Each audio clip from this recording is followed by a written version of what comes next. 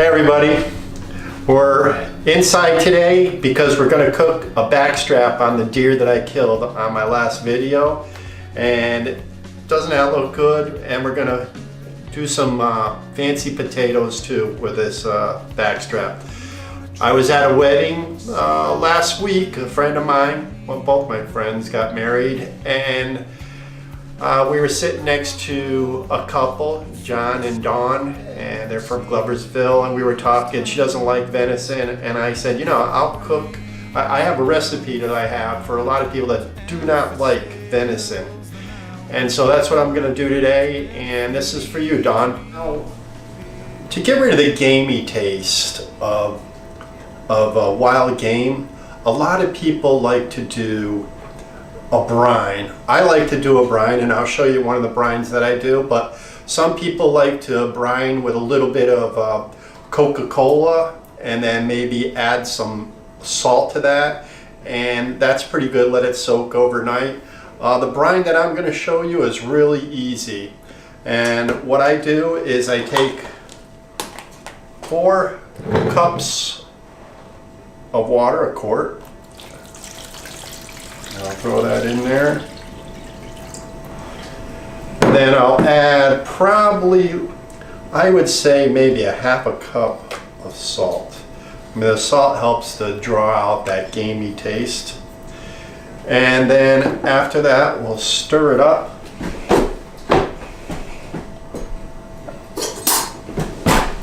Give that a quick little stir.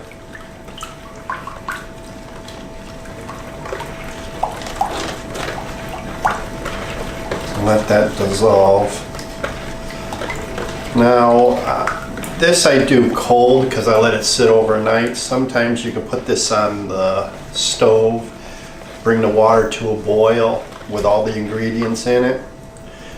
And but I don't think you really have to do that. I like to take some lemon. This is thyme, and then I'll put the backstrap in there and cover it,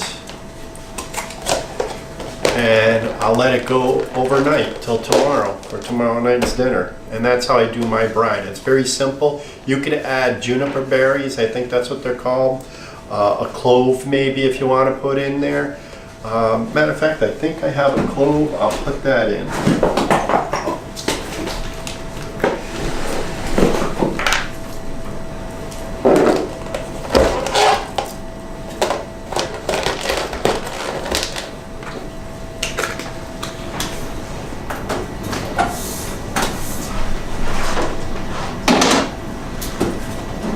I already have one already that's been sitting overnight, and we're going to use this one, so that's going to be for tomorrow.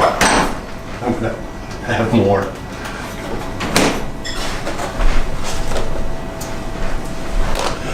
So I have the one that I had sitting in the refrigerator overnight, and what I'm going to do is I'm going to take it out and then pat it dry.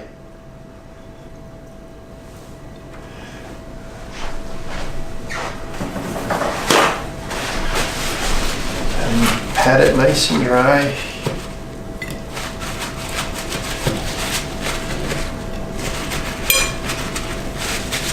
And then I'm going to salt and pepper this.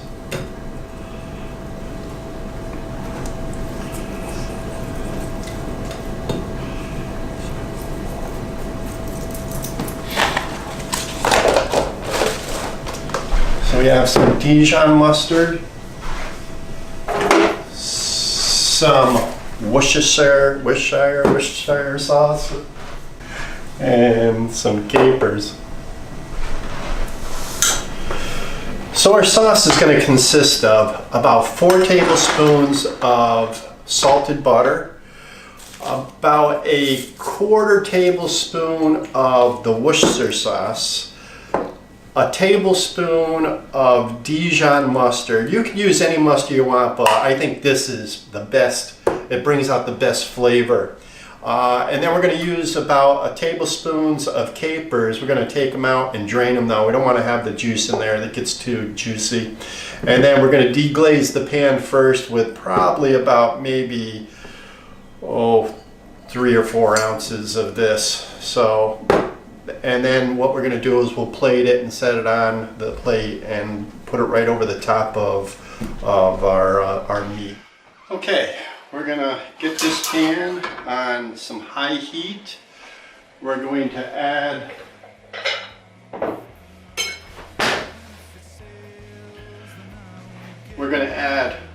probably about 4 tablespoons of butter.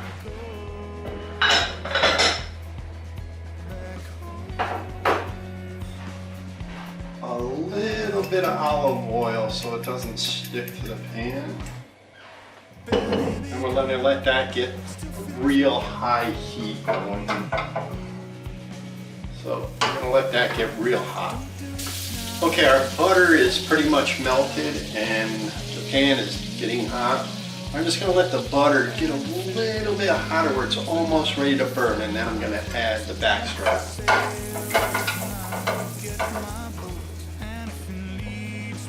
Okay, you can see that it's almost starting to burn. I'm just going to add that right in there and pat it down a little bit. And we're going to let that sear for maybe 2 minutes on each side.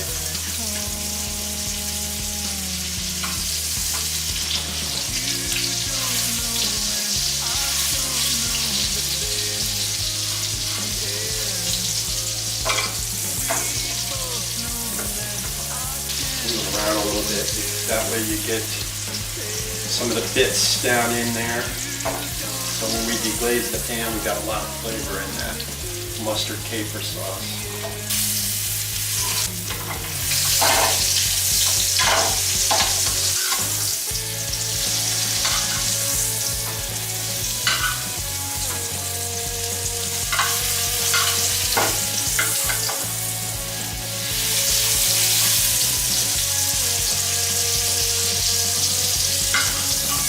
Now,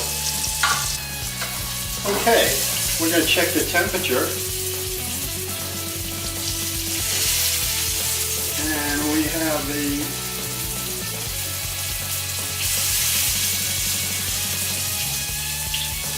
we got 122 internal temperature. So we're going to take this off and let it rest. And now we're going to turn the heat up. And we're going to deglaze the pan and start our mustard caper sauce. So we're going to bring it up to a high temperature, and we're going to get rid of all those bits in there, and we're going to incorporate that in our sauce. Turn the alcohol off. Get all those little bits that are in there. Now we're going to turn the temperature down just a little bit. We don't want to overcook it. We just want to deglaze it. So now we're going to add our capers. Capers that were drained. A tablespoon and a half of the Worcestershire sauce. And then we're going to add in a tablespoon and a half of the mustard. And I'm going to throw in a little bit of fresh thyme. And we're going to stir that up. And this will be our gravy.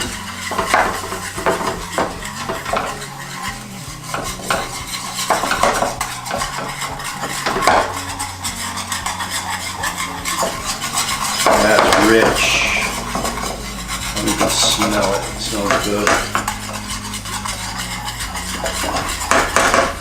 And to keep it shiny, I'm going to add maybe a tablespoon of butter in there.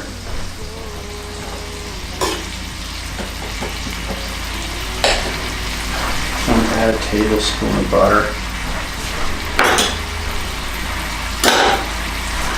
Okay, this is the sauce. Now we'll plate up our backstrap next. Okay, now that it's rested, we're going to cut it up.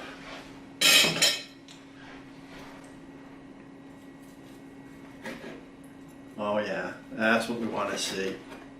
That looks beautiful. Perfect. 122 eternal temperature. Oh, this is going to be delicious. Okay. So, we're going to put that right in the center of our plate. Excellent. Excellent.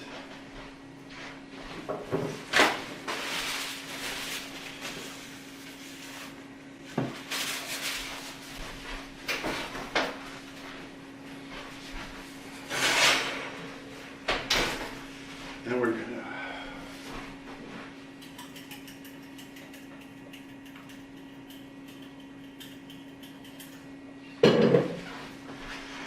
we're gonna take our potatoes and we're gonna set them.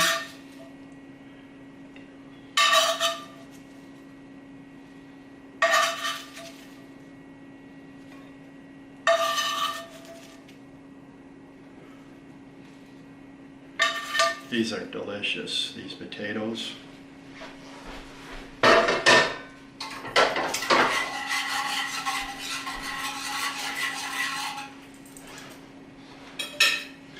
And now we're going to do our caper sauce. Drizzle a little all the way around this.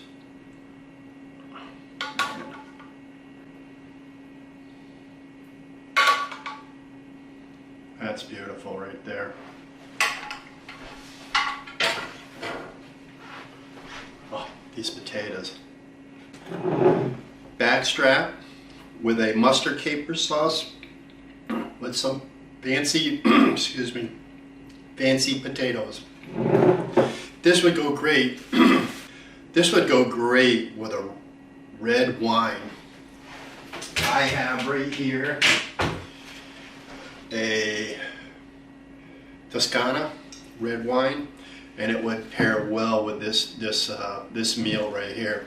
So you got to try it. If you don't like venison, just give it a taste, and if you don't like it after that, I don't know what to say, but this is delicious.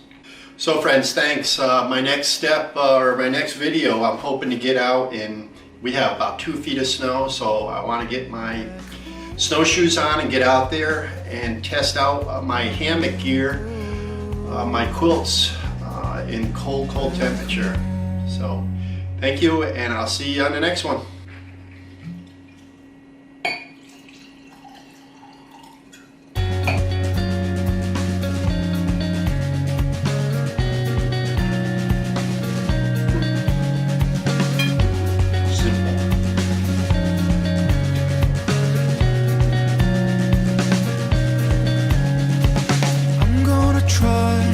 See how I find the wind holding my heart. I knew from the start that we'd see